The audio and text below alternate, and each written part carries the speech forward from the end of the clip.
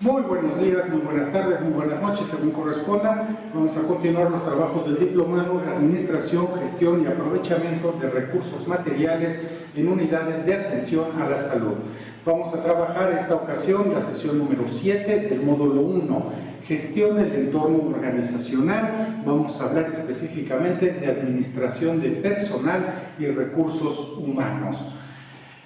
¿Qué es la administración o la gestión de recursos humanos? Es una subcategoría de la gestión general, centrándose exclusivamente en las personas que trabajan en una institución o en una empresa, en una organización. El término recursos humanos puede referirse, cuando decimos la gestión o la dirección de recursos humanos, nos podemos referir a actividades específicas, seleccionadas, asignadas a funcionarios o departamentos de personal generalmente especializados en la contratación, en la asignación, en la capacitación, en la resolución de todo tipo de conflictos que tienen que ver con las personas que laboran en nuestra organización. Es junto con la de recursos financieros, lo de recursos materiales, recursos humanos es la tercera gran área de la administración, porque todo depende de cuántas personas, qué tipo de personas, con qué competencias están estas personas trabajando y, lo más importante, produciendo para una organización, en nuestro caso una organización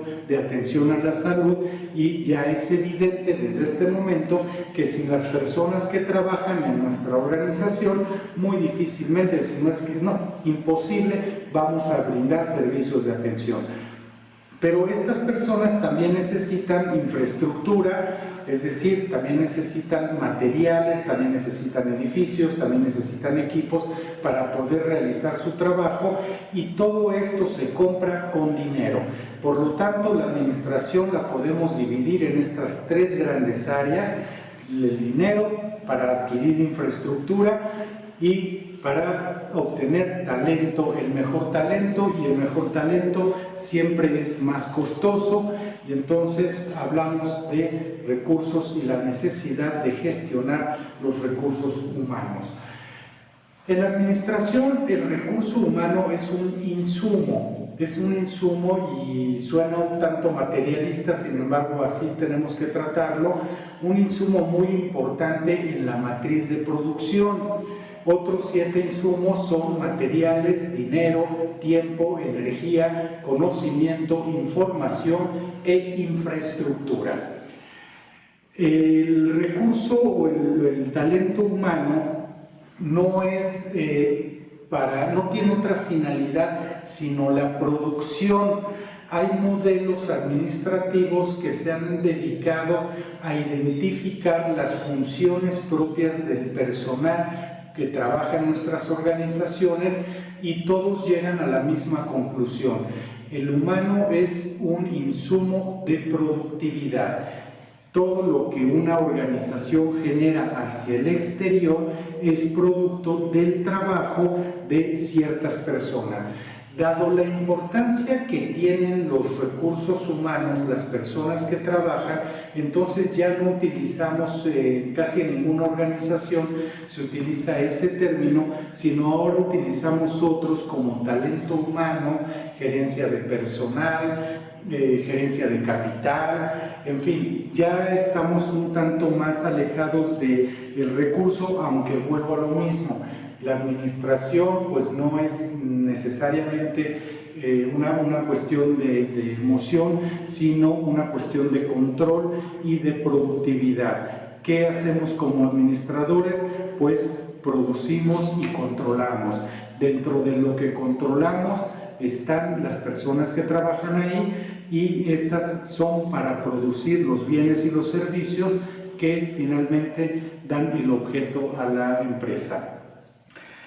El recurso humano tiene, o la gestión de los recursos humanos tiene ciertos procedimientos, ciertos procesos que tenemos que considerar unos antes que otros.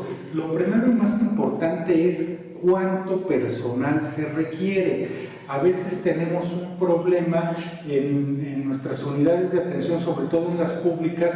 Siempre hay un problema de falta de personal y hay otros servicios dentro de las mismas unidades en donde hay exceso de personal.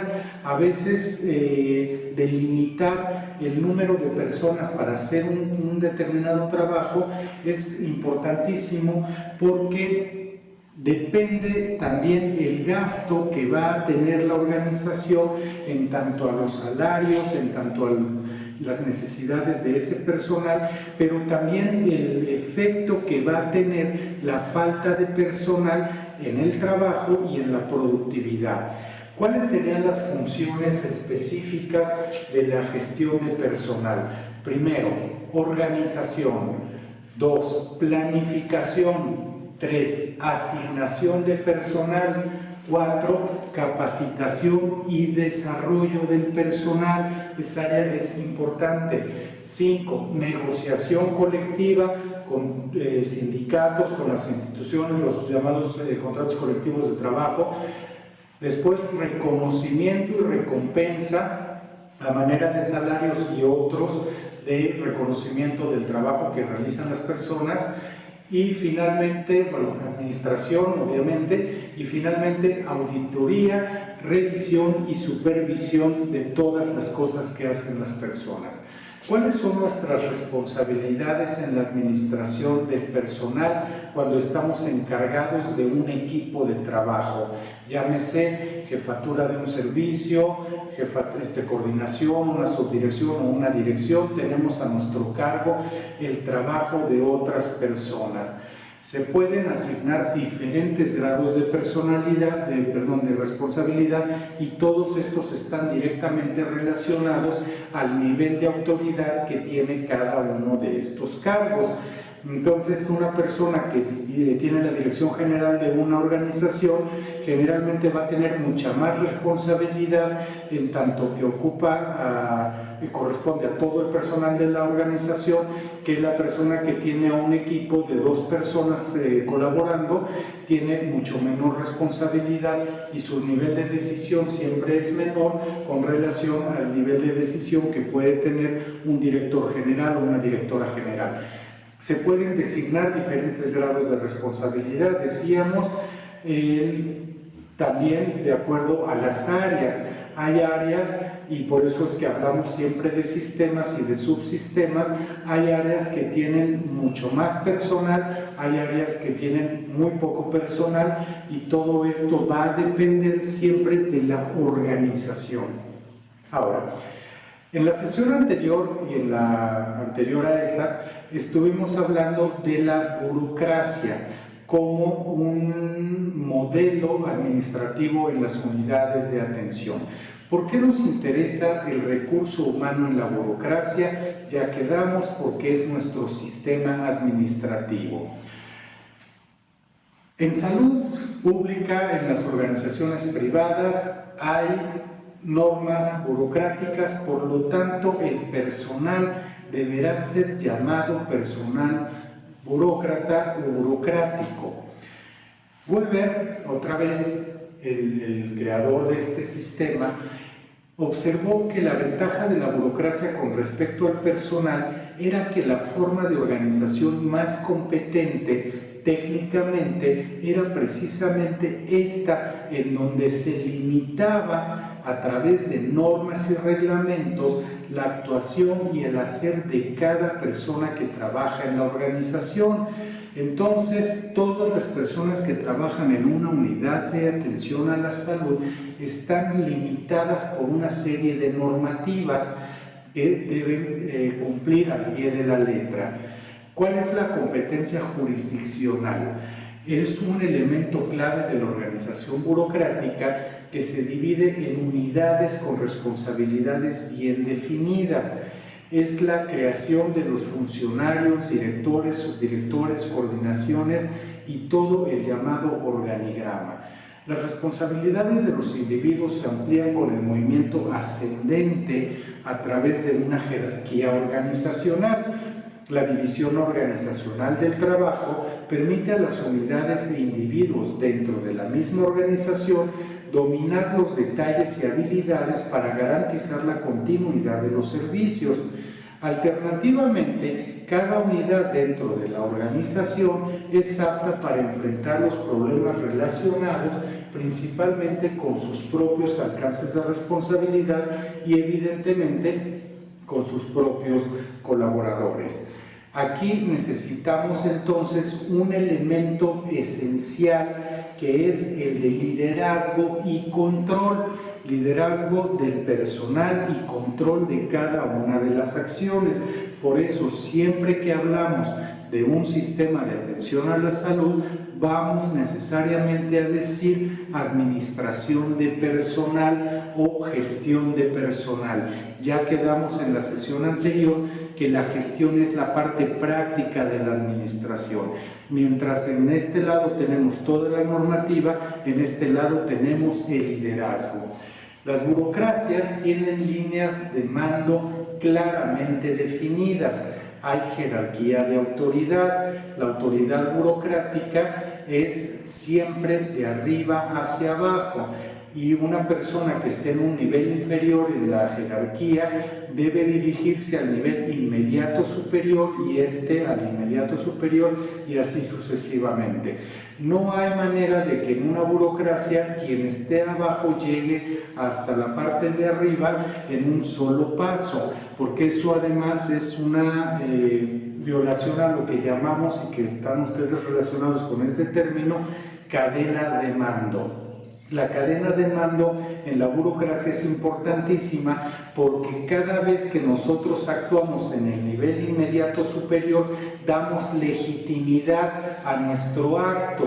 Así es que si yo pido a mi jefe, a mi jefa, un permiso para cierto procedimiento y este me lo organiza, es automáticamente responsable del permiso que me dio, y no, yo soy responsable del acto, eso nunca va a cambiar, pero lo hice bajo el conocimiento del otro. Si yo pierdo esa cadena de mando, entonces todos los actos quedarían como a criterio, y eso me va a ocasionar problemas, sobre todo en la continuidad de los servicios que estamos brindando.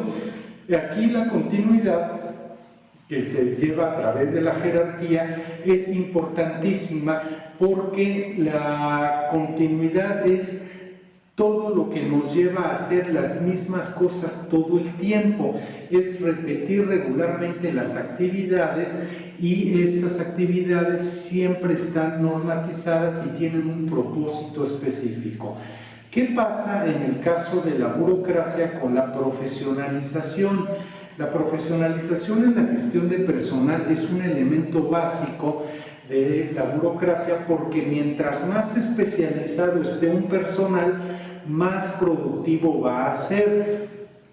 Pasa muy a menudo que tenemos personal muy capacitado ocupando cargos que no le corresponden a su nivel de estudios, y esto representa un problema en la burocracia porque este personal no está debidamente nivelado a sus competencias, por lo tanto debería ser ascendido. No sucede por razones de otra naturaleza, pero si seguimos estrictamente la teoría burocrática, las personas con mayores competencias laborales, con mayor conocimiento, deben ocupar los cargos más altos, de mayor autoridad, con relación a las personas que tienen menos competencias o menos nivel académico, quienes deben hacer funciones menos especializadas. No se trata de discriminación solamente por el grado académico, tiene que ver estrictamente con la profesionalización, que en la burocracia se llama especialización. Las personas de la parte superior de la cadena de mando tienen mayor especialización que las que están abajo. Pasa muy a menudo, otra vez, que quienes están ocupando cargos superiores generalmente o muchas veces no tienen la debida preparación, y eso ocasiona también un problema muy grande. El mismo problema de tener una persona en un nivel inferior muy capacitada sucede cuando tenemos a alguien en un nivel superior con muy poca capacitación. Las reglas en tanto al personal en una organización burocrática regresamos al mismo problema. Todo está normatizado, por lo tanto, a veces las reglas abruman a los trabajadores, sobre todo aquellos que pretenden mejorar las situaciones laborales o aquellos que pretenden resumir algún trabajo, porque evidentemente resulta absurdo tanto para el paciente como para el mismo trabajador seguir ciertas normativas.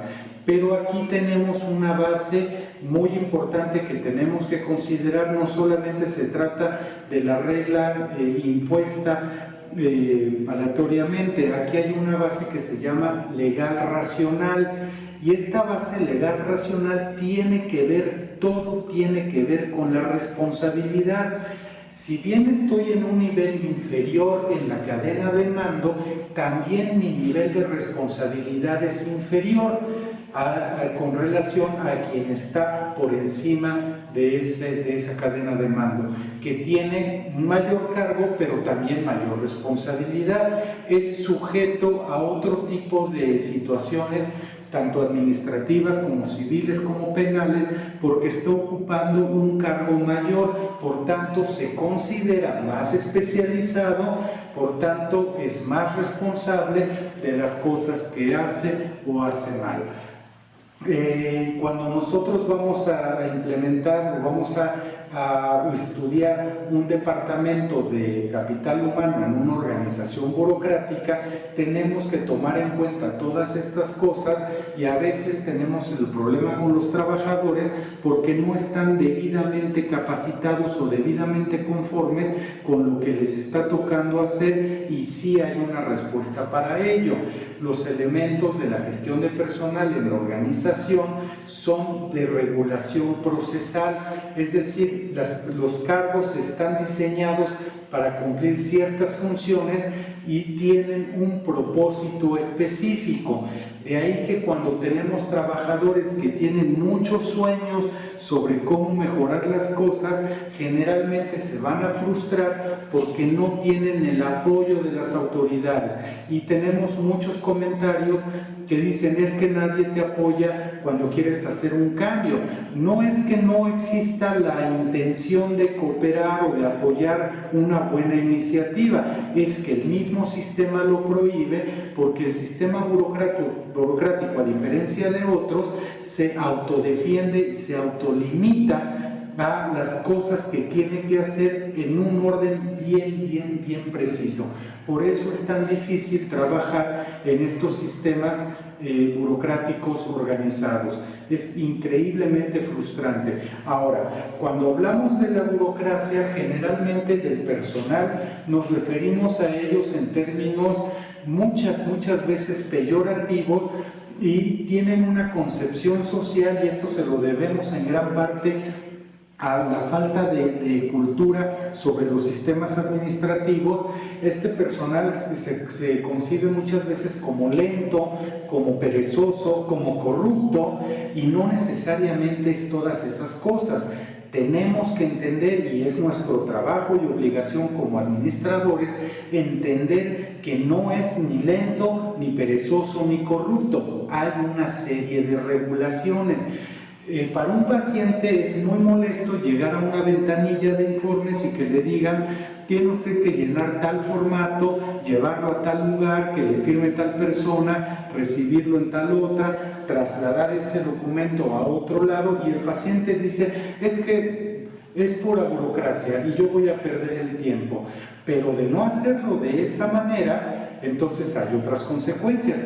Bueno, el paciente le echa la culpa a la persona que está en la ventanilla y la acusa de todo lo indecible porque no le puede aceptar el documento directamente. No se lo puede aceptar porque hay un proceso, y el personal generalmente tiene esta mala fama de ser insensible, de ser lento, o a lo mismo ser incapaz. Y no, nosotros en la administración tenemos que entender por qué las cosas funcionan de esa manera. Que obviamente hay gente que se ha aprovechado del sistema burocrático para flojear en el trabajo, no nos cabe la menor duda, pero la mayoría lo hacen porque hay una serie de restricciones. ¿Qué pasa si el paciente le da el documento a la persona y ésta se lo acepta y olvidó la cadena que hay atrás, la cadena de mando? Esta persona que lo recibió va a ser sujeto a cierto tipo de responsabilidad y generalmente va a recibir desde una llamada de atención, a veces el despido y en otras ocasiones, tanto más limitadas, la pérdida de la libertad o la pérdida de sus beneficios. ¿Por qué? Porque se le ocurrió que podía saltarse toda la cadena de mando. Así pues, en resumen, la organización burocrática y los recursos humanos no son de ninguna manera como en una empresa privada en donde hay una relación directa con el trabajador. En las organizaciones de salud tenemos que considerar, además del personal que está uno tratando de administrar, tenemos que ver la especialidad, tenemos que ver la ocupación, tenemos que ver la productividad, tenemos que ver para qué exactamente se contrató a esa persona y si hemos de fincar alguna responsabilidad de cualquier índole a esa persona, tiene que ser porque o falló a su función específica perfectamente delimitada, o faltó a la autoridad, o cometió algún acto ilícito dentro de su trabajo. Así pues, entender cómo funciona el personal nos va a dar también una perspectiva muy amplia cuando nos toque hablar de cómo el personal contribuye al manejo de los recursos materiales, que es nuestra principal área de estudio. Pues espero que este video sea de utilidad. Les agradezco mucho la atención.